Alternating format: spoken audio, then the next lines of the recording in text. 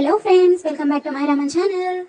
ఈ రోజు నేను మటన్ పులావ్ చేసి చూపిస్తానండి. ఇది ముస్లిమ్స్ పెళ్లిల్లో ఎక్కువ చేస్తూ ఉంటారు.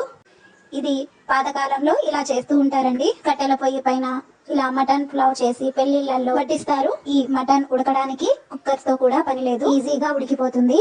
మరి ప్రాసెస్ లోకి వెళ్ళిపోదామా? నేను 1/2 కిలో మటన్ తీసుకున్నానండి. బాగా వాష్ చేసి పెట్టుకున్నాను.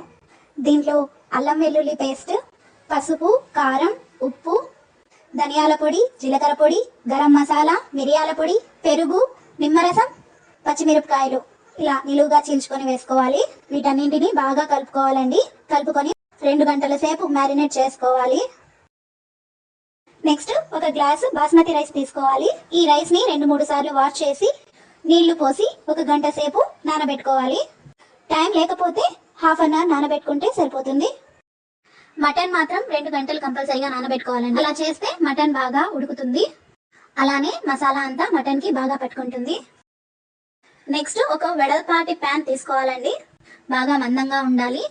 దీంట్లో కొంచెం ఆయిల్, కొంచెం నెయ్యి వేసి కాగాక దీంట్లో బిర్యానీ ఆకు, షాజీరా, చెక్క, లవంగ, జాజికాయ, మరాఠీ మొగ్గ ఇలా బిర్యానీ స్పైసెస్ యాడ్ చేసుకోవాలి.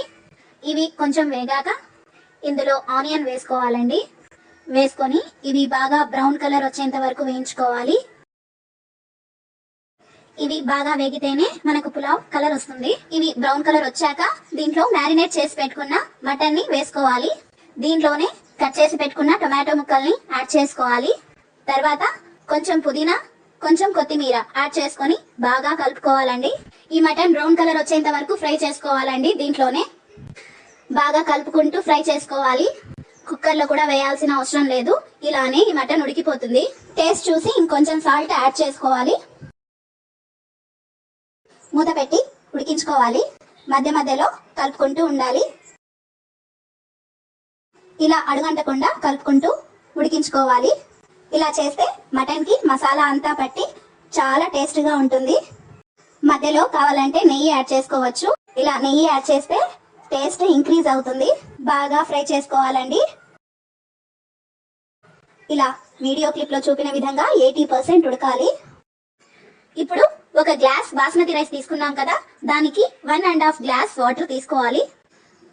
రైస్ పొడి పొడిగా రావాలంటే ఇలా తీసుకోవాలండి. తర్వాత దీంట్లో కొంచెం పుదీనా, కొంచెం కొత్తిమీర యాడ్ చేస్తే ఫ్లేవర్ చాలా బాగా వస్తుంది. ఇది బాయిల్ అయ్యాక నానబెట్టుకున్న రైస్ ని యాడ్ చేసుకోవాలి. దీన్ని బాగా ఉడకనివ్వాలండి. ఈ రైస్ దగ్గర పడ్డాక దీన్ని తీసి ఒక తవ్వ బాగా హీట్ చేసి దానిపైన పెట్టాలి. లో ఫ్లేమ్ లో ఉడికించుకోవాలి.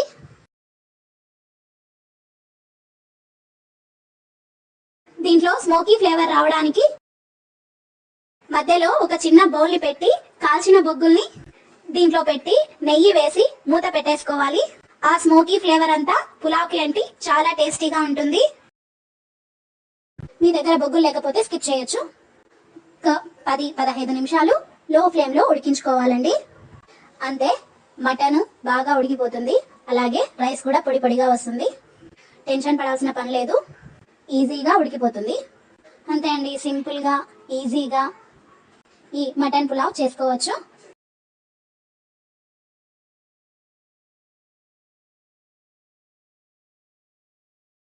చూడండి మటన్ ఎంత సాఫ్ట్ గా ఉడికిపోయిందో, అలాగే రైస్ కూడా పొడి పొడిగా వచ్చింది.